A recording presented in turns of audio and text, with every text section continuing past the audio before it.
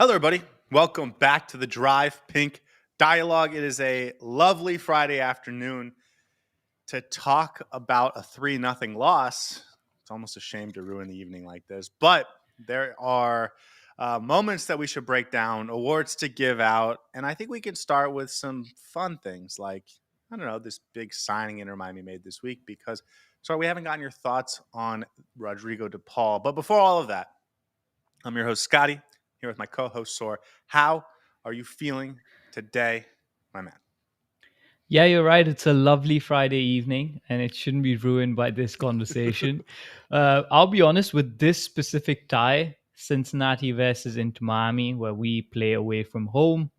It almost seems like a guarantee now that the post-game episode is going to be a throwaway, where we're just going to try and get away within 1 hour. Because last season we lost 6-1. This season we lost 3-0. Next season, who knows what the scoreline is going to be. See, the thing is, last year they lost 6-1, but they played without Messi, without Suárez, without Jordi Alba, without Diego Gomez. Like, it was understandable.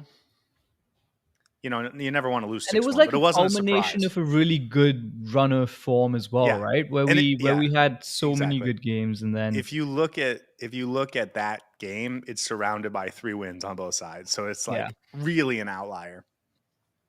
And then the time before that was the US Open Cup semifinal where we get that incredible 3-3, win on penalties.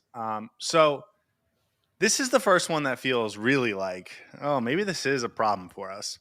Messi was on the field. Suárez was on the field. This was our best 11. Obviously, Yannick Bright, you would like to see him in the starting 11.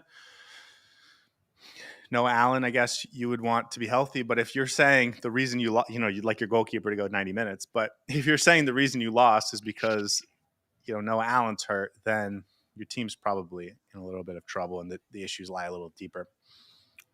Let's hold off on the game because I'm going to start on a positive, which is Rodrigo De Paul. We did a podcast on him on Wednesday. But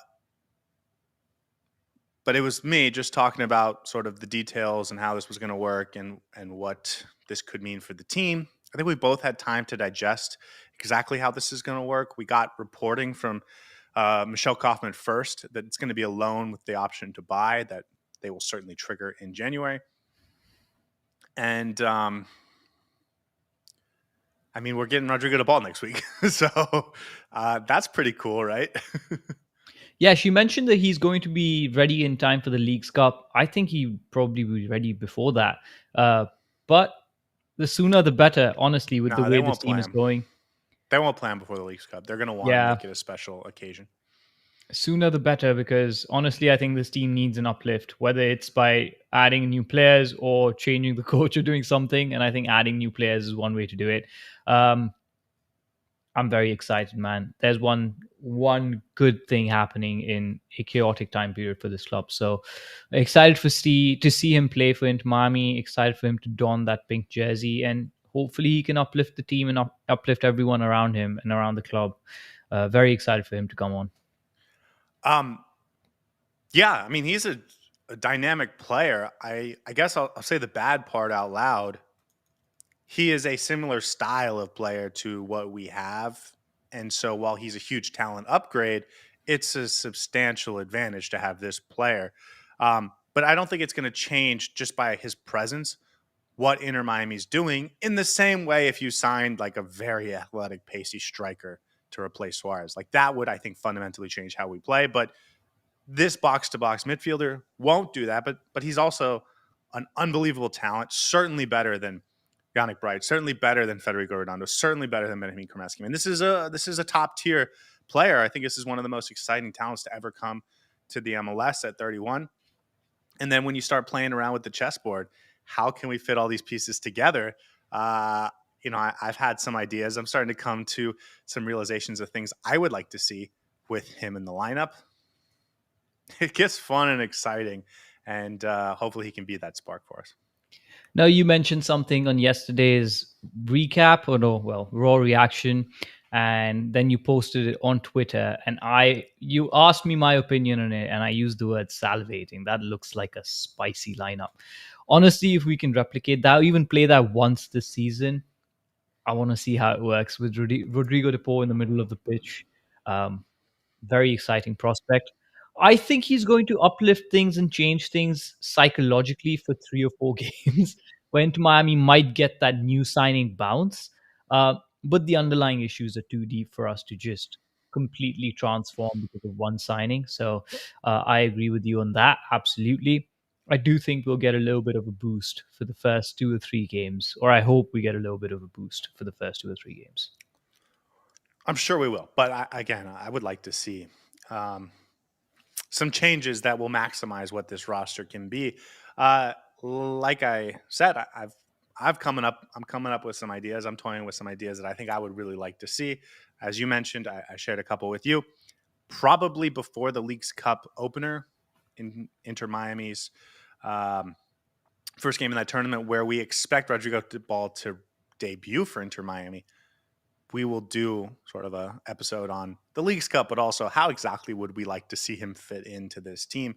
Not the topic of tonight's episode, because we got to give out those awards for this FC Cincinnati game, talk about it a little bit. But before we do, the other sort of quick hitter I want to get to is David Martinez.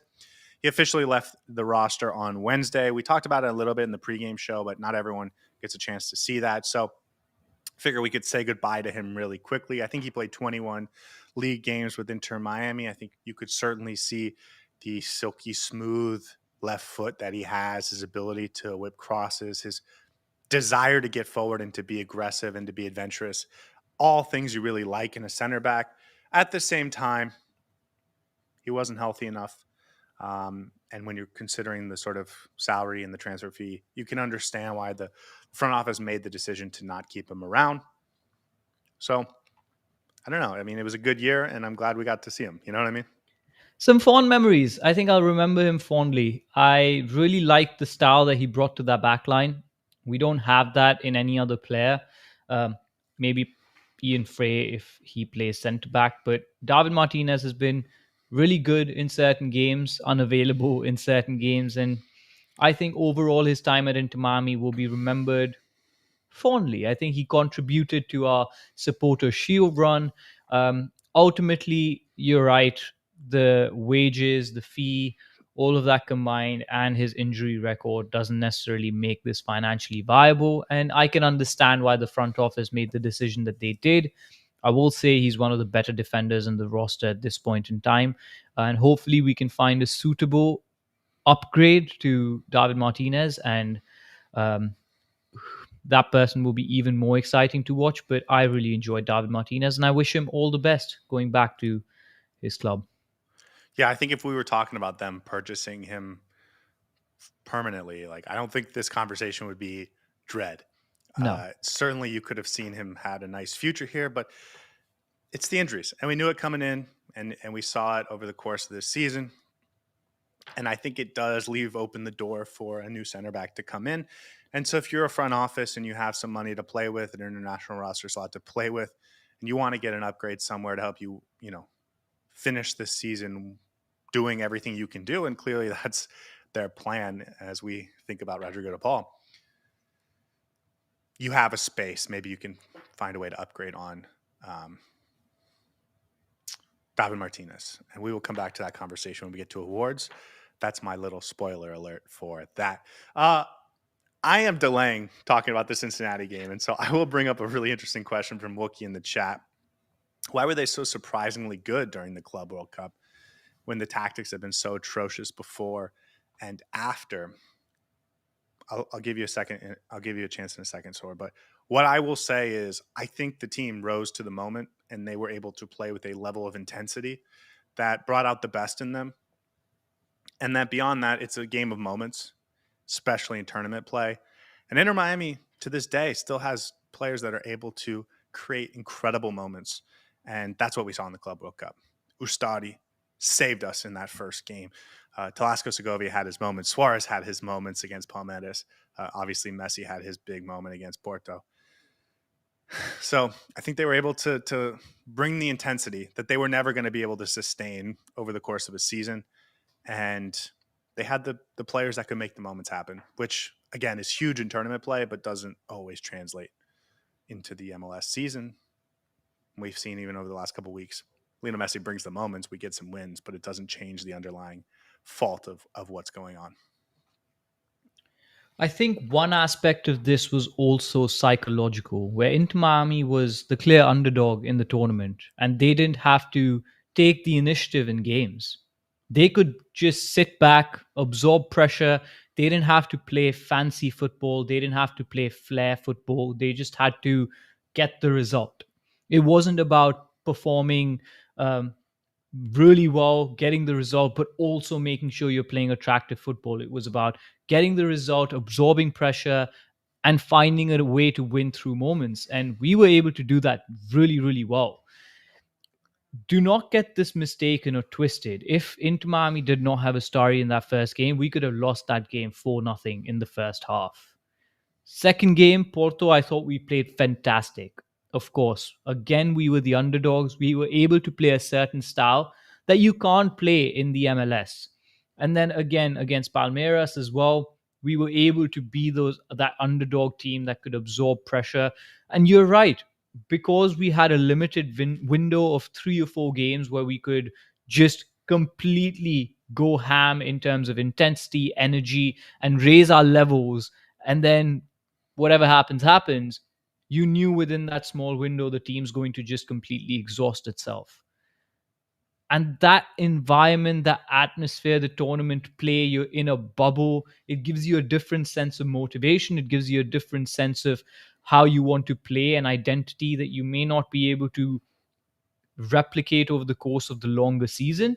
And that's why I think we were so successful during the Club World Cup. I just don't think that translates well to MLS, and it doesn't translate over the course of 30, 40 games. You just can't keep doing that. And you need to find a more sustainable style of football in the MLS, which Inter Miami just hasn't been able to crack thus far, at least in my opinion. And for anyone that hears that and says, well, at least they'll be good in the playoffs because they can bring the intensity for those individual moments. I will just remind you in the Club World Cup, they had 1 win, 2 draws, and 1 loss. So it's not like they were flying through. The competition made that very impressive. And it was relative, no doubt it was hugely right? Successful, yeah. But like it's not like they were winning all these games either. I'm just trying to stall, but I think maybe it's time to get into it. So awards, I'm going to give the first award to... No. 16th minute, we'll start there. Luca Orejano dribbling down that left side. Just, it's like Cello Weekend was in slow motion. He just dribbles right around him. Toto Avila steps out. Orejano flicks it past Toto to Dado Valenzuela, who for the second year in a row blasts a shot past our goalkeeper to put Inter Miami behind 1-0 to give FC Cincinnati a 1-0 lead. To me, it was on Cello Wegan. I don't know what else to say. It was, if anyone blames Toto, I think that's a misunderstanding of how this should behave. Once Cello gets turned, Toto has to step out to make sure Orejano has someone that will make it difficult for him. But it's a great play by Orejano to find Valenzuela, and a really nice finish by Valenzuela too, I should add, who I believe is a South Florida kid, if I'm remembering that. That was just really poor moment from Cello, and not long after Stardy leaves the game with an injury. Inter Miami does have a little bit of momentum going into half. The last 5 or so minutes of the first half, I thought they started to get forward a little bit, tried to find the equalizer before half, were unable to, but the first 40 minutes were all Cincinnati. Inter Miami struggled to get Lionel Messi the ball. They had no real other ideas. Their fullbacks were not effective going forward or defensively. It was a rough game for them, for sure. Yeah, that first goal, Cello just didn't get beaten. He got ragdolled. I don't even know. It was so easy for Orejano to just we'll talk about Cello, completely go in. But I thought it was a very simple game to watch. Cincinnati had a game plan and they were executing it to perfection. Their shape was completely solid and their patterns of play, their passing was so slick, and Inter Miami could not dominate the ball at all. And that showed in the first half. Yes, we had a little bit of momentum in the latter half of the 45 minutes. But it just looked so lackluster. No opportunities created as such. We tried a couple that were from outside the box, and it just felt like Inter Miami didn't have much of an answer to Cincinnati's transitions, to their physicality, and just looked a step behind overall. Yeah, Messi did have an opportunity where Luis Suarez sort of heads him the ball right around the 6 yard box. He tries to take it off his chest and Mhm. fire, but it's deflected by, I believe, Matt Miazga. Really nothing that looked ultra dangerous. He had, as you mentioned, an opportunity where he shot from outside the box, but it was an easy collection for Roman Celentano. And that takes us into the second half. No real changes. I think you can understand why there are no halftime changes. You've already used one substitution window, so that also kind of delays your opportunity to make changes in the second half. And then it's not that long before Cincinnati effectively put the game away. 50th minute. It's a nice entry ball to Evander. Evander, who's a really good player, deserves a lot of credit. Probably Kremaski could have done a little better. Probably Totavilas could have done a little better, but it's a great player making a nice touch in the box, fires it past Rocco, who's now in goal at this point, and Inter Miami's down 2-0, and it felt totally deserved. Which Cincinnati player created that? Who was running through the middle? I forget. Who passed the I ball to Evander? can't remember. Whoever got that It was from assist the was right too free. side. Yeah, Yeah, he true. was too free. And he did. Absolutely I think it was acres to Pavel run Buka, into. and he Yeah. did that a couple times. Yeah, And there was nobody marking him. And I was thinking to myself, where's our midfield? I think Sergio Busquets made a wrong run where he he went did. into the back line. And He I was did. thinking to myself, why is Sergio all the way back there when there should be at least a body to be able to go to Buka if that was the player? And then I think Evander got a little bit lucky with Kremaski sort of hitting the ball in his path and then just had to basically walk the ball in. But he made a really good run, and Inter Miami should have defended that much better. For a team that plays so conservatively, that tries to be defensive, that was really poor structurally and in the shape that they had set up. And Cincinnati going up deservedly 2-0 up, right? You know what I will say? Uh, we did not want to use exhaustion as an excuse on Wednesday night after the game. On rewatch, it was clear that that was a factor, and I think this play maybe was a big example of that. Jordi Alba nowhere to be seen in that play. Chelo Wegan nowhere to be seen in that play. Busquets sort of trying to get ahead of it, so he makes that darting run to the back line, and then Kremaski not able to catch up, and there's the gap for Evander to sort of make that entry run into the box. It's not an excuse, and so I don't want to take this that direction. But you're right, poor defending, probably brought on by exhaustion, lack of rotation, all these other things that we consistently complain about. So I will say, Cincinnati I took think advantage. it could have been a factor, but it wasn't the top three issues that Inter Miami had. There were much bigger issues in this game than just being exhausted and lack Yeah, of energy. and I think also we started the podcast with this, right? They went and lost 6-1 last year, and it was such an outlier that you can sort of just say, okay, we had a bad day, we didn't sleep well, we're tired. Like you can use excuses to explain an outlier performance. This didn't feel like an outlier performance in a lot of ways. So I agree with you. I don't think that's really an excuse. And then 70th minute, it's a shot by, I believe, Pavel Buka, saved by Rocco, but put right into the danger zone. Evander is able to clean it up. I will add that after Cincinnati went up 2-0, Inter Miami did try and come out of its shell a little bit, gets forward. They're creating a couple opportunities. They're playing a little bit better. Fullbacks are high. It looks like maybe there's a breakthrough for them here, but eventually Cincinnati gets that third goal in the 70th minute, and that pretty much clears the deck for Inter Miami's chances of winning this game.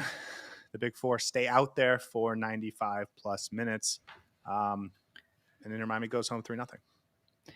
I don't think you're surprised by this result. I'm not surprised by this result. We looked much better when we were actually chasing the game. By that time, it was too late. And it was the danger that we faced. That Cincinnati would just hit us on the counter, and they got that third goal, killed the game off. Probably the poorest game that we've had this entire season. I think the culmination of all the issues that we've seen over the last few weeks, months, uh, manifested themselves in this game, and then the result worked completely against us. Previously, we've had Lionel Messi drag us out of the depths of hell. Maybe some other player stepped up and we were able to get a result, but this was long time coming. Anybody could see that Inter Miami was not performing that well, and I think this result was deserved. I don't know if going into the next game, Inter Miami is able to bounce back. Genuinely, uh, last season I could have said, okay, one bad result, even if it was a 6-1, I could forgive the team for that one bad result because it came at the back of three really good games, and then we managed to recover from that loss with three really good games. So yes, this result can be forgotten. We can put it at the back of our mind. We had 5 straight games of winning, but now we have to go and actually get another good chain of games where Inter Miami can get the results, get 3 points back to back to back. And that way we can put this performance behind us. But I don't know if this team is capable of doing that right now. I don't know if we have the resources, the motivation, the setup to do that. They're going to play the New York Red Bulls, and they're still going to be on the road. They're still going to be tired. They're still not going to rotate. Javier Mascherano said today that if Messi feels good, he's going to play. That will also apply to Busquets and Suarez and Alba. And, you might get a little bit of rotation. I'm thinking Lujan in the starting 11. I'm thinking maybe Yannick Bright back in the starting 11, something like that. But you're not going to get wholesale changes. This is a playoff team on the road. I think the Red Bulls sit 8th in the Eastern Conference. So this is a meaningful game. And the fact that you're exhausted and did nothing to mitigate this over the course of the first 6 months of the season, that's on you. And you have to fight through it, and you have to put performances together that say it doesn't matter. And we have to overcome what we didn't do right earlier in the season. Yeah. I mean, I don't even know if it's worth having a conversation on what they did tactically, because it was the same thing. We're going to play a conserve 4-4-2, and we're going to let Messi and Suarez as our strikers do what they think is best. And they're not creating consistent patterns of play. They don't get much from anyone in the final third other than Suarez and Messi, who, I'm sorry, not Messi. before anyone kills me with that. They're not even trying to get anything from anyone other than Messi and Suarez. Like, the game plan is for Messi and Suarez to just score a bunch of goals. There's no way that they're actively trying to create it. And so it's just a real disappointment. And I yelled a lot about it on Wednesday night. It's a raw reaction. I think that's what it's for. But 2 days to calm down, and it's just disappointing. You want to yell louder.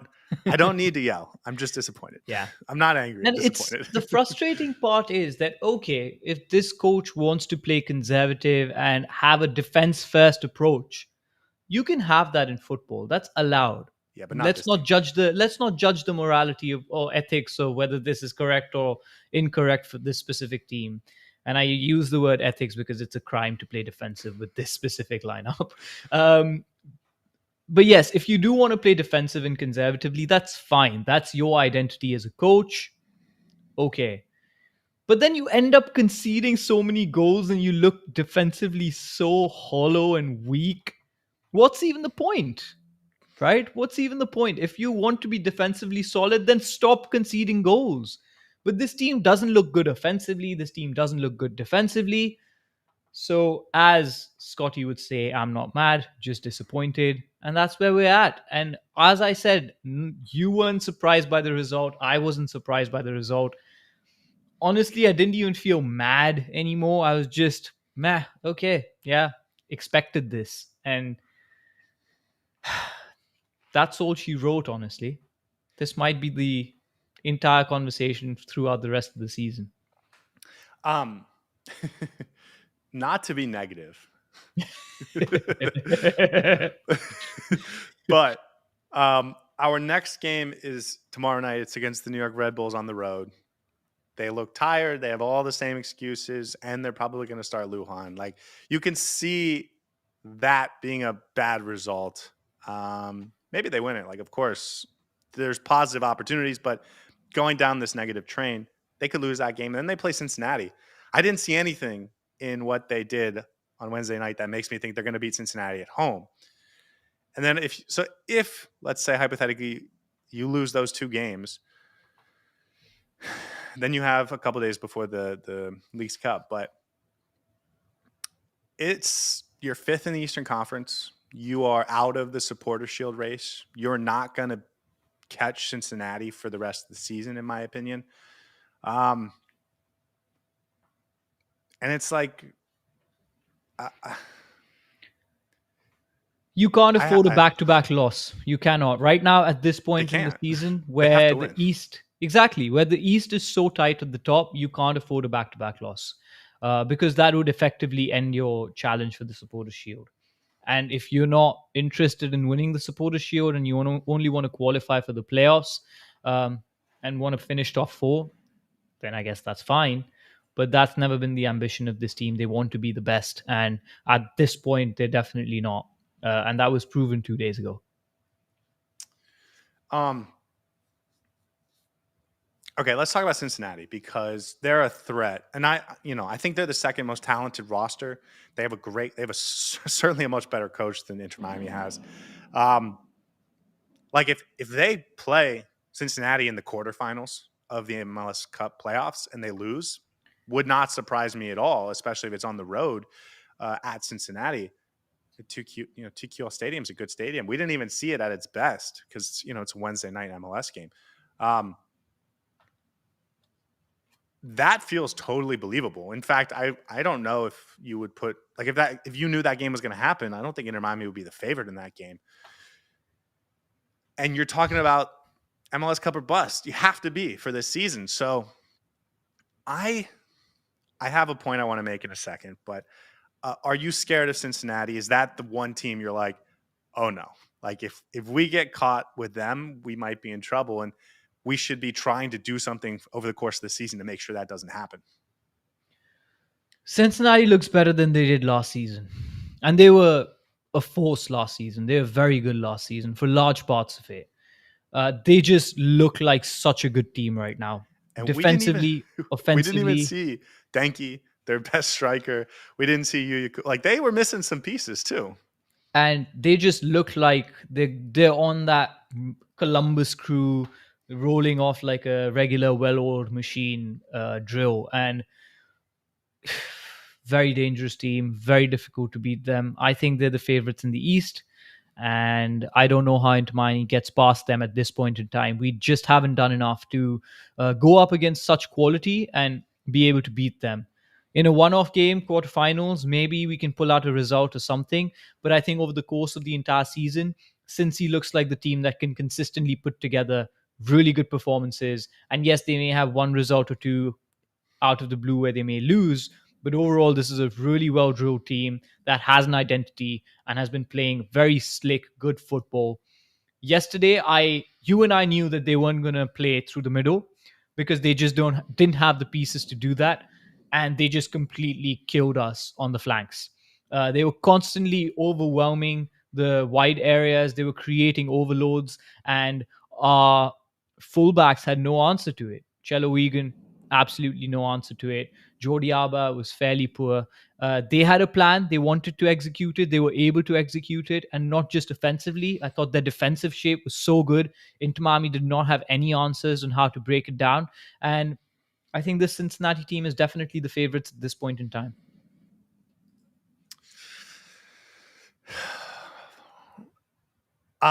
Inter Miami, it feels to me like, does not care about performances. They care about results. And I'm talking about the coach and the player leadership, the leadership of the roster, specifically Messi and Suárez and Busquets and Alba. It feels like if you win, it's all good. You win 2-1, we're fine. Even though there might be holes or errors or mistakes or whatever. And as long as the results are fine, the performance was fine. And that, as we know, is not true. But I remember 3 months ago as the performances started to drop, the results were still okay, right? They got a 1-1 draw against Toronto, a 1-1, a 0-0 draw against Chicago, a 1-0 win against Columbus, where they were the worst team.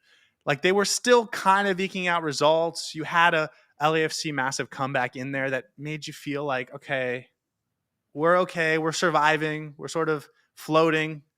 And then, but the performances weren't good. And so when everything just fell off a cliff, it wasn't a surprise to people that were watching the games, because the things that fell off a cliff were the things that had been poor for weeks and weeks. And Inter Miami never did anything to try and fix it. And so all of a sudden, you lose the Vancouver series in pitiful fashion, I will might add, because you didn't work on any of the things that were costing you performances over the week in the weeks before. And then all of a sudden, it's loss, draw. And even then, it wasn't until that Orlando City 3-0 loss that, and I'll phrase that. They lose to Vancouver. They start trying a few new things, right? We saw him go to a back three at one point for a game. You know, Ian Frey started playing instead of Cello. Jordi Alba was able to get forward a little bit more. They were trying to pull themselves out of a funk. But I guess the point is of what I'm saying is they don't try and fix anything until the losses come. So maybe that's a reason for optimism, because they now lost, right? The last couple games I don't think we thought were good.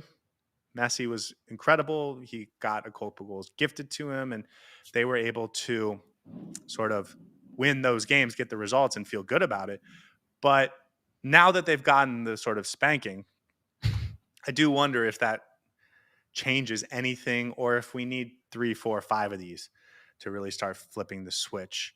I think it's the latter, if you ask me, because Javier Mascherano's comments after the game didn't fill me with joy, and his excuse was that this team is tired. Can And I say something about Mascherano? I don't think he's ever had a single quote that has filled me with yeah, confidence or made me feel true. good about it. There's no intensity. There's no, it's all just the most basic coach speak. Everything he says. So, But I do think they're going to take a couple more losses and spankings before they get back to trying to fix things. And even then, I don't think Javier Mascherano was able to fix anything. It was Messi who actually brought us back. So, yes, we may be able to come back from this, but it's not going to change anything in the long run. I think it's just going to be an up and down for the entire season. The play style is there. The identity has been set in stone. and it's Just a matter That's of the problem. exactly. Okay. So that's what they need to fix. Of everything in the foundations is what needs to get fixed. Exactly. The only difference is whether Messi is playing at a superhuman level or a best in the world level. At a best in the world level, he may not be able to win us every single game. At a superhuman level, he'll probably win us every single game. So that's the only difference. And the problem is, for me, this roster is so talented that you don't need to rely on Messi being superhuman. You need to rely on every single player. And Javier Mascherano has just not done that. We should probably do a separate episode on this during the midweek where we can dissect it. But I think to talk, to go back to the Cincinnati game, this was a result that was in the making over the last 2 weeks, and the signs were all there. Here's what I said after the New England game. Get a 2-1 win, great. Not a good performance. I'm totally happy to write it off as a one-off if it's a one-off. And then they did the exact same thing against Nashville. They get away with it, but it was no longer okay. It was no longer easy to write off because it was a one-off. This is what they sort of reverted back to after the incredible highs of the Club World Cup. And then this game, it was very much a continuation, except in this game, they weren't gifted a goal by the opposition. And, Messi didn't have his one moment of absolute magic. So they lose 3-0. I need them to respond. And I don't mean intensity. I mean tactically. I need Mascherano to do something different for me to feel good about this team going forward. And if he says we were tired, but then plays the same exact starting 11, that's not good. That's not good. Even if they beat the Red Bulls, who I think actually this team is set up to beat the Red Bulls. Like, I think our style matches up with them pretty well, so it wouldn't surprise me if we win that game. But Is what it is. I doubt it, man. I'll doubt it. Okay, you ready to get to awards? Am I? I don't know. More Well, misery coming. let me put it this way. We can't end this conversation about this game without going to awards. So maybe we should go to sort of get The things heading sooner in the the right better, yeah. direction. Exactly. Um, okay, guys, if you haven't listened to this show before, we give out 6 awards after every single game: a heron of the match, a heron that flew north, and 2 individual awards each. Because you went first last time, Saur, I will go first this time, and I'm giving it to Benjamin Kramaski. Here's what I will say. I think we both thought really highly of his performance after the first watch. I was a little bit less high on it the second time.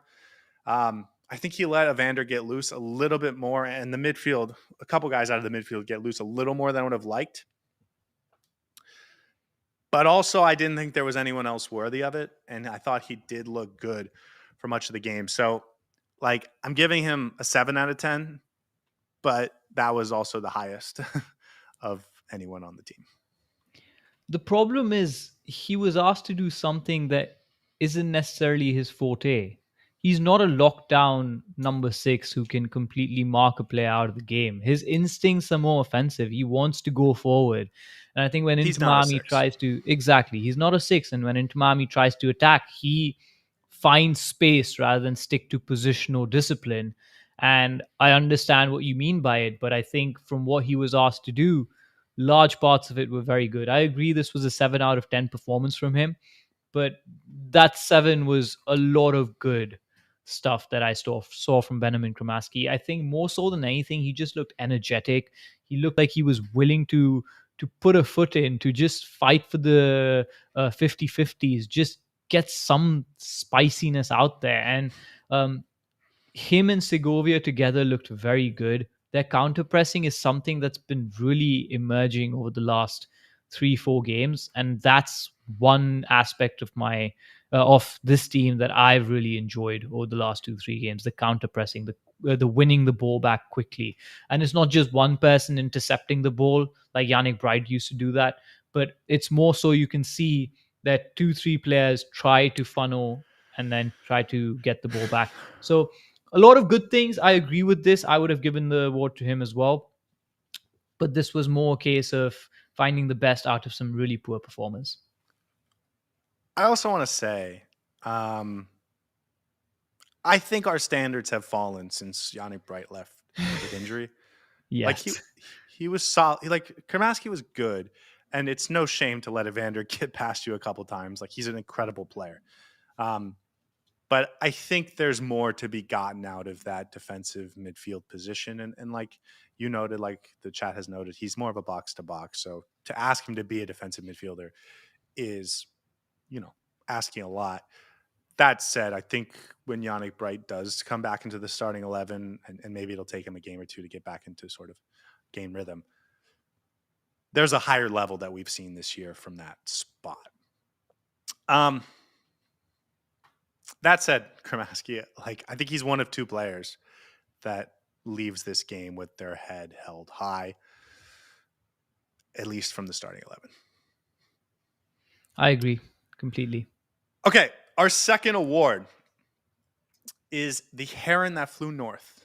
And as someone in the comment section wrote last time, I was so angry about our performance against Nashville that I forgot to describe what this was, which is an award for the player doing the wrong thing. Florida herons do not fly anywhere for the winter. So if you catch one flying north, you have caught them doing the wrong thing. And in that essence, Saur, I ask you, who was the worst of a bad bunch in this game? The worst of the worst was the one and only Cello Weigand. What a fall from grace. I gave him a good award last time. You didn't like it, but I liked it. And now he's gone back to his poor performance. Awful. Just awful. Uh, was completely rinsed by Orejano, not once, not twice, throughout this game. Looked off the pace. You had a very astute point about how he may have injured his back or his glute, and because of that, it may be causing him issues to turn and be quick on his feet and change directions quickly. Because that for me was the biggest issue. Orejano just completely walked past him a couple of times, and Chelo Wigan just let him. That first goal was absolutely Chelo's fault. Um, you can maybe say Avila should have done better in communicating, I don't think or so. you I could think have that's said cello. Segovia should have worked better with Cello to close down the space that Orejano had. But it was just 1-on-1 and completely beaten. And it didn't happen once, it didn't happen twice, it happened multiple times throughout this game. He just looked off it. A couple of times he tried to go up. But was fairly ineffective. And for me, very poor performance. I looked at the advanced stats and they were the worst in the entire team as well. This was a not just a bad performance in terms of eye test, not just a bad performance in terms of impacting the game. This was a bad performance as an all timer, and Chelo Wigan has to take the blame for that. Yeah, I think there's a couple players that were particularly poor in this game, but I think the fact that he is absolutely to blame for that first goal, which ended up being the game loser for Miami, makes him, to me, also the choice for this specific award. But there was other guys that I think were worth criticism, and we will potentially get to some of those over the next few minutes. He's been bad since the Club World Cup, in my opinion. He did hurt his butt at some point. I don't know if that was the injury, but he was so good during that tournament. I thought he's been pretty solid for much of this season. So for him to revert to this player over the last 3 or 4 games, I'm like thinking he must have some sort of injury that he's trying to play through, because the hip flip, the hip turn is just not there. It's so slow. That first goal, he's just standing there, and by the time he turns, Orejano's already passed him with his full momentum getting forward, and he turns around and looks at Aviles like, "What are you doing?" And it was, I just thought about that, and I was like, No, what are you doing? "What?" Yeah. You are supposed to be a professional defender, and that wasn't there. And he's never been a particularly good technical defender in terms of his body positioning, his footwork, stuff like that. And so for him to lose whatever quickness and athleticism he has, that's going to be a problem. They're going to start targeting him. So I hope it's just an injury, and maybe when Ian Frey comes back, he can take 2 weeks off to let it heal or whatever. But um, it's been ugly. And there's been like very ugly games in the last few games. Yeah. And like you said, nothing going forward either. So, Okay, your turn. speaking of bad, I'm giving the fake it till you make it award. The fake it till you make it award goes to none other than Tadeo Allende. Because he faked it a few times but did not make it. But hopefully he can make it the next few games. Who knows? He's going to be played regardless. But you said bad, and I think that was the next worst performer on the pitch. Actually, it was Maxi Falcón, but for the exact same reasons. He was horrendous in this game. I think there's been, by the way, fake it till you make it. I think there's an idea out there that Maxi Falcón is like a really good defender by a lot of Inter Miami fans. And I don't think that's the case. I think he's faked it in a few really big performances where he's been phenomenal. And he's tricked Inter Miami fans into thinking that he's a good consistently. He is very inconsistent. His highs are incredibly high, but his lows are really, really poor. He got benched by Mascherano like 2 months ago, and deservedly, I think, once we looked back on some of his performances that we didn't really see at the time. But I think he has like a couple really amazing games in him, and he fakes out us as fans into thinking he's a really good defender. But then there's just equal number of games where he's just abused. And Toto Aviles, I've seen get a lot of flack from fans. I've seen Gonzalo Lujan get a lot of flack from fans. Certainly Maxi Falcón is better than Gonzalo Lujan, but he's not even close to Toto Aviles. And I wish I could give a Toto Aviles award today, but Maxi Falcón was just horrible. And he was getting beat by a 40-year-old out there. So he faked us out, and he thought he was going to fake us out until he made it, but he hasn't made it yet. And that's making me a little nervous that he's not going to get there. And I don't think he's one of our two best center backs. It's interesting because I think I finally understood why he was brought in. He was brought in to be a backup. And as a backup, he would have been completely fine. Oh, I disagree. I I disagree. don't, because don't you remember when Lujan was available, he would start every single game over Yeah, Falcon. dude, I think the plan was Lujan and Falcón. And we Oh got my lucky god. that Noah Allen sort of emerged. But I think the plan was Lujan and Falcón. And those two are out of the 5 guys that play regularly. So we'll hold off on Tyler Hall and Ryan Saylor. Those are the 2 worst. Like Noah Allen, David Martinez, Toto Aviles, Ian Frey. Those guys are all better center backs than Maxi Falcón and Lujan. Now, Falcón, I want to give him credit. He can put in an incredible performance. And we've seen that in some big games. And he has like game defining moments, like where he gets on that back line and he deflects out a surefire goal. But man, there are some performances where he's just so bad. Like yesterday or the Like day yesterday. before, where Yeah, Kai Wednesday night. Kamara was literally having his way with Falcon. It was so bad. Like you could completely see him having no clue how to deal with Kai Kamara. And I had an award for him as well. I called it the Clipped Wings Award because the Falcon had his wings clipped by Kamara yesterday, and it was terrible to watch. He was like a flightless bird flapping around on the ground, and it wasn't a pretty watch at all. Completely agree with you. We talked about how he's good at box defending and how he's terrible at transition defending. And yesterday was all about transition defending for at least 85 minutes.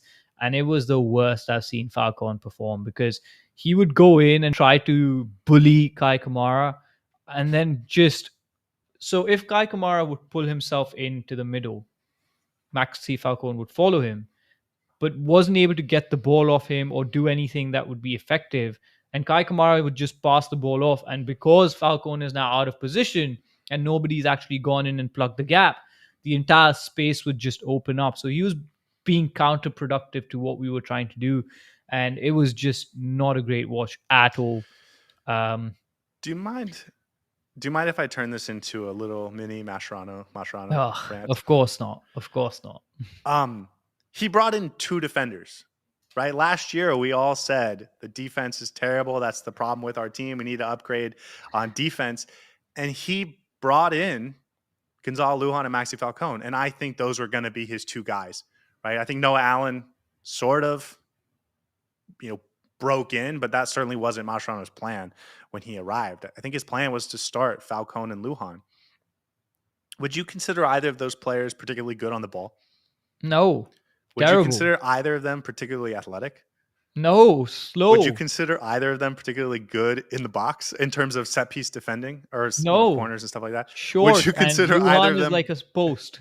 Would you consider either of them good in transition defense? No, terribly slow.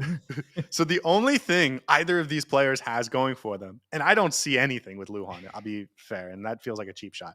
But for Maxi Falcón, the one thing he's really good at is when you are in your own box and you need to have a static but intelligent Park the bus. defender who can park the bus. So when we're talking about this conservative play style, when we're talking about Inter Miami playing too far back, not letting their wingers get forward, not letting their fullbacks get forward, relying overly on Messi and Suárez through the middle, that was the plan. The entire offseason, when they were building this roster, that was their idea. It's not like Mascherano has played us like this because he thinks the center backs are bad. These are the center backs he chose because they are this style of player, because he wanted to play conservatively. It's so obvious. So, Once Luhan's back, Inter Miami's going to be great again because Maxi Falcon and Luhan can play together. no, but okay, but I guess when we're talking about trying to convince Mascherano to change it, it's not going to happen because this is what he wanted all along. This is what he was thinking about last November when they decided to, let Negri go and not re-sign Matias Rojas, and all these decisions they made back then were made with the understanding that he wanted to play this style, and it sucks. So I guess I'll leave it at that. And unlike Tata Martino, and I want to give Mascherano, a little bit of a hash. Tata Martino decided in the prior offseason, we're going to play this 3-5-2, and he really wanted to do that. But then he realized it wasn't working, and he switched it like a good coach. And we have just banged our head against the wall and had Messi sort of save us. And We're like hanging on by a thread for our goals because of Messi, but it's just bad. Okay, I'm sorry. I'm done now. Anything else on Maxi Falcón? No, I think you covered it well. And good award. Okay. Sorry, what is your first award? I think my first award is the Sisyphus Award. Okay. I'm trying to remember. The myth of Sisyphus is he's the guy who has to roll the boulder up the hill. And he does Absolutely. it and he does it every single day. That's his curse. I think he gave man fire, right? And the gods punished him. No, that was Prometheus. Oh, you're right. You're right. Okay. Well, anyways, he's punished by the gods to have to Yes, every he is. single day roll a boulder up the hill just to watch it fall back down. Someone who does the same thing over and over again, and it's futile. uh, who could that apply to? That's actually a This really is good interpretation of the award. I will say is the wrong interpretation though, slightly wrong. okay. Then I'm going to stick with my interpretation because I don't know where you're going with this. That's where my brain went. I'm going with Tadeo Allende because he's been poor and he's trying to do the same thing, but it just isn't coming off for him. No, I wish I would have thought of it that way, but I don't think so. This award goes to Lionel Messi because my interpretation of the award is actually more literal than symbolic, the way you interpreted it. Lionel Messi has been carrying this boulder for the entire season, and he's been pushing it up. And the boulder is obviously the team of Inter Miami. But unfortunately, he is facing a slope that is Javier Mascherano's tactics, to the point that no matter how hard he pushes, this team is always going to come back down to the level that Javier Mascherano has set itself, which is mediocre, conservative, boring football. And that's why Sisyphus Award goes to Messi, because he may be able to push the boulder up for like 2 games, but in that third game, he is going to fall short inevitably because he faces an uphill battle against Javier Mascherano's tactics. And that's where he's going to have to start from zero. I fear this is going to be the story of the entire season. We're going to play 5 games well because Messi is going to bring us up, and then we're going to lose 8 straight. That's what's going to keep happening. And we're just stuck in this cycle. And that's why I wanted to recognize Messi. And for people who might say that he didn't have a good game or whatever, I don't think anyone's saying that. But I think the point of this conversation is that you can only rely on Messi as much. At the end of the day, the boulder is more important, and you can't push a boulder up a uphill battle. I am surprised that neither of us thought of this metaphor yet in the season, but it's perfect. So kudos to you. Thank you. I think you said it perfectly. He didn't have magic in this game, but it's unfair to ask him to have magic every single game. Um, and so, yeah, the minute he didn't have it, he just watched the boulder roll back down the hill and we got crushed by it. I don't think I can add anything. That was beautifully said. All right, next award. I'm giving the Superlatives Award, The Superlatives Award. which in some way might be interpreted as the award award. The award. The award, superlative. The only player who had a spark in him, probably.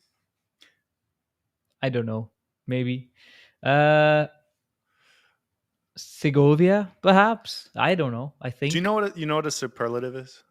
It's like, I think so. It's like an I don't award. want to. It's very common in high school yearbooks where they will Of the design highest an quality or award. degree. Sorry, apologies. You were saying. A superlative is like an award they design for the recipient. So it's Yep. like you take a trait and you give them the best this award. And Yeah. in some ways, maybe that's what all of our awards are. But I took a player in this game that there are 1,000 different award names I could come up with.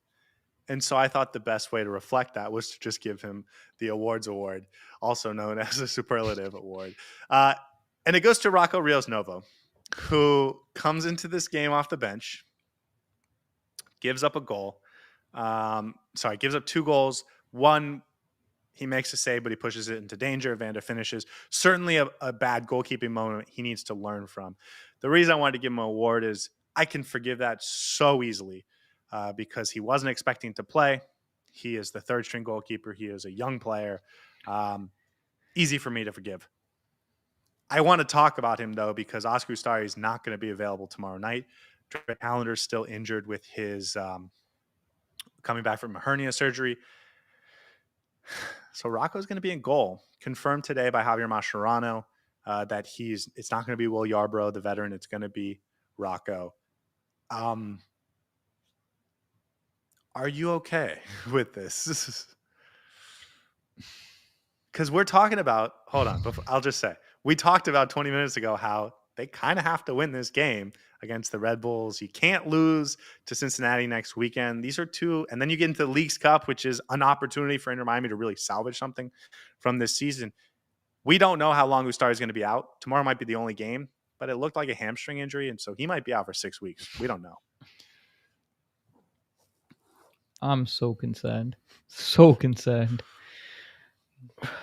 Rocco's level is not this. Like, this is not his level.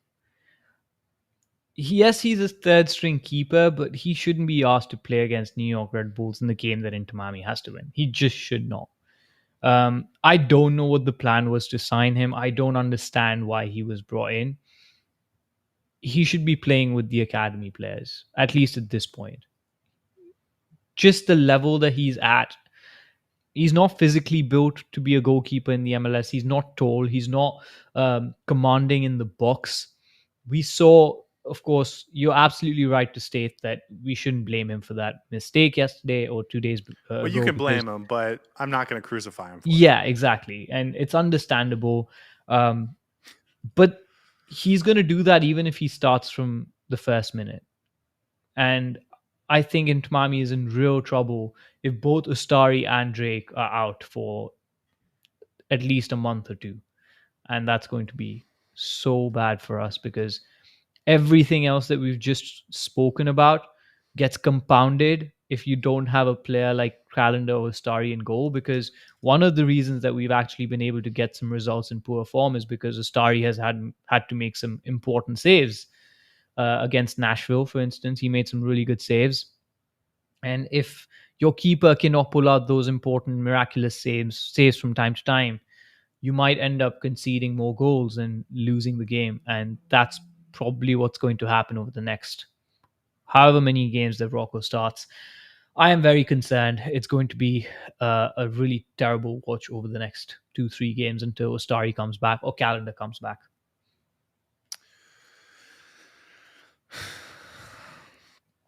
I'm debating if I should turn this into a calendar conversation. I don't know how you do that. I think either Drake Calendar or Oscar Ustari is a more comfortable goalkeeper and certainly a more talented, certainly better goalkeeper than Rocco. Rocco's young. Hopefully that means in a couple years he will be a much better player for his own future. I agree with you. He looks much more like an IMCF2 keeper to me. Like he's graduating from that level, but he's not at this level yet. So, I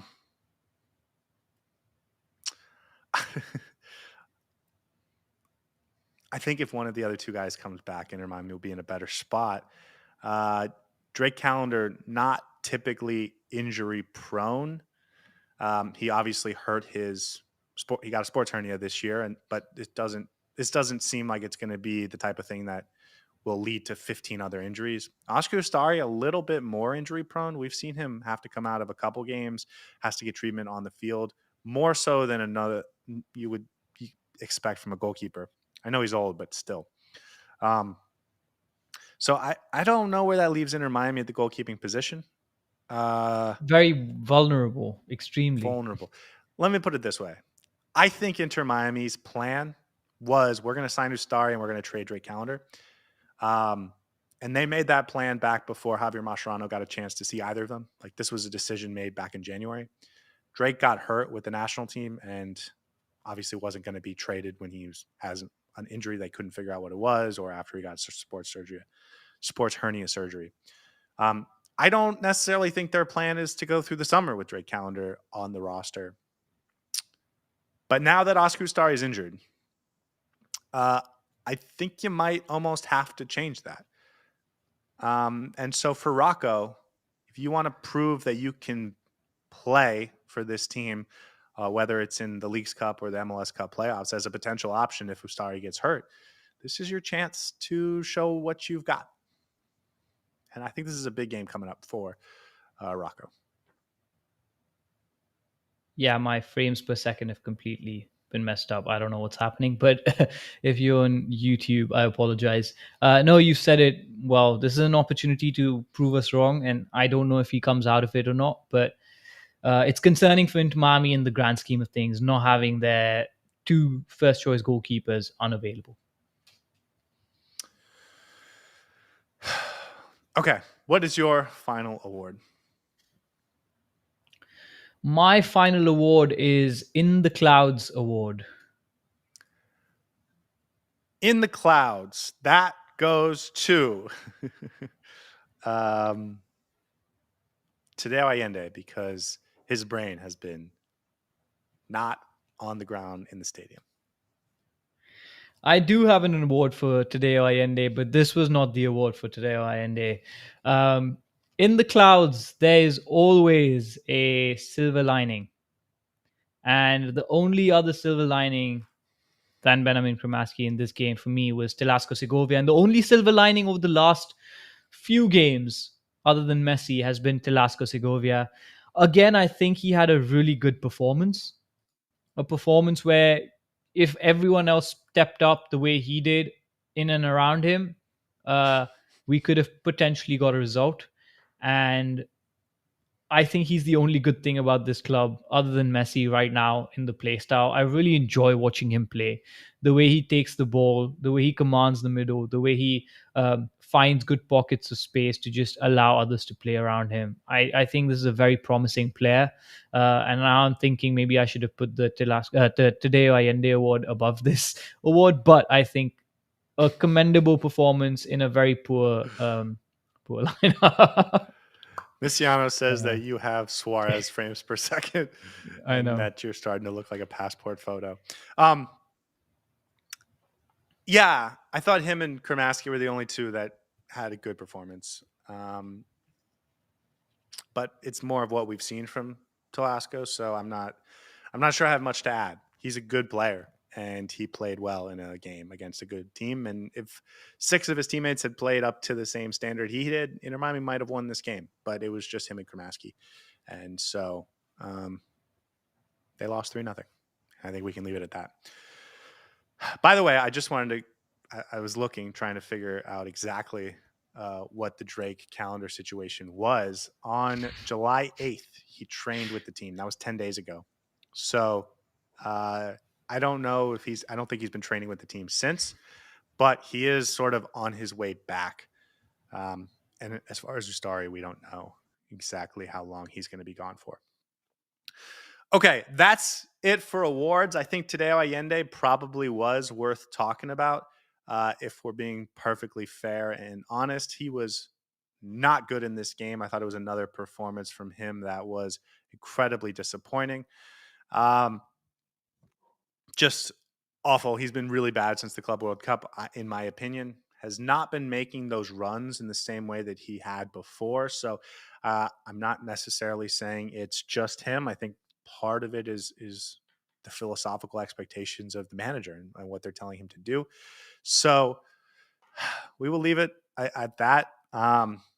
We get Yannick Bright back from injury. We get Gonzalo Lujan back from injury, and I think those are also positives that we should at least make note of. Yannick Bright comes on in the 86th minute and forces Benjamin Kremaski to go play out wide. He took out Chelo Weigand to get Yannick Bright some minutes, and the only reason that happened that way is because he needed to make a statement to Chelo that was not a good enough performance. Of course, we've talked about Chelo. Lujan comes in the 72nd minute. I don't have anything negative to say. In fact, if that was the first time I saw Lujan, I would have maybe thought there was some positives to it. I won't dive down too deep down that rabbit hole, but I have a feeling he's going to start tomorrow night. Um, and if you can't tell, Saur has abandoned us for his internet issues. Oh, here he is, back with more internet issues. So is there anything else about this game you want to get to? I know it's been a shorter podcast, but I think the game was not fun. The formation, the tactics were not different or unique at all. And so it felt much like what we've been talking about for a very long time. Inter Miami needs to bounce back. They're going to have to push their guys to exhaustion. There is no rest coming up in the calendar. So it's just a matter if they're good enough to pull things through. And I don't know if they are. Apologies for my internet issues. I don't know if you can hear me. Nod twice, blink thrice if you I can hear can. you. I wanted to spare the viewers from the sporadic low FPS screen that they were seeing. So I'll just be on voice for now. I had a really good award for Tadeo Allende called the Trampoline Park Award because it looks like he's playing in a trampoline park, and his touch is like a trampoline, just completely bounces out. Other than that, I think you've absolutely nailed it. Inter Miami is in a rut, is in a really bad form, and you could see this coming from a mile away. I don't know if this improves against New York Red Bulls because there needs to be a systematic, fundamental change. Some would argue, oh, we've been through these phases with Tata Martino last season as well. It wasn't as good, and yet we were able to get the results eventually. That wasn't systematic of an issue. You could see if Tata Martino changes a couple of things here, tries a couple of new things around, we will be able to improve. With Javier Mascherano, the way he wants to play, how he structured this team, there's no going back other than completely revamping how this team plays in order to have a sustained run of form. And until Javier Mascherano changes how he's playing, I don't think we'll get far. Really unfortunate, but this is where we are as a team, and we need to continue to have this conversation because it's not great. It's not great at all. On the bright side, we're getting Rodrigo De Paul. Here's what I want to say, and I'll end it on this because Saur is clearly dying here. The expectations for this team are to win the MLS Cup, win the Supporter Shield, be first place in the Eastern Conference, probably win another trophy. That's the expectation and the standard they set. Last season, Tata Martino broke the points record, won the Supporter Shield, and it wasn't good enough. They did not win the MLS Cup. They did not win the CONCACAF Champions Cup. They did not win the League's Cup. I don't think the team is as talented in this very moment as they were last season. I don't think they're as deep, but I also think that's because Javier Mascherano has made it that way with the players he's chosen to move on and the players he's personally identified to bring in. And so I guess my final point, and we'll end on this, is don't let your standards drop. This is an incredibly talented team, and they are about to get even more talented by adding Rodrigo De Paul, who might be the next. He could be the second best player in the entire league, joining this club in a week and a half. So the expectation is still to win the Supporter Shield, to win the League's Cup, to win the MLS Cup, and failure to do so is catastrophe. And not just a catastrophe, but a fireable offense from the coach, as we saw last season. So I think maybe we'll see a little bit of something different because they finally did lose. But I think it's fair as an Inter Miami fan to be a little disappointed with where the team is at this moment. And then I'll remind everyone, Messi wants all of those things. Jorge Mas wants all of those things. The front office wants all of those things. The players want to win every game. There is no lack of desire to be great. There is the ambition to do and win everything. And so I think they're going to continue pushing for that, and we can't let them off the hook as fans. Okay, guys, we will end it there. A little bit of a shorter episode, but I think it was not that interesting of a game. We will be back tomorrow for the pregame show. But until then, have a lovely night. We'll see you guys next time. Hey everybody, thanks for tuning in. Do us a favor and hit that like and subscribe button. Since our first viewer, sharing this with you all has been the very best part. So from the beginning until the end, thank you for being a part of this and have a wonderful day.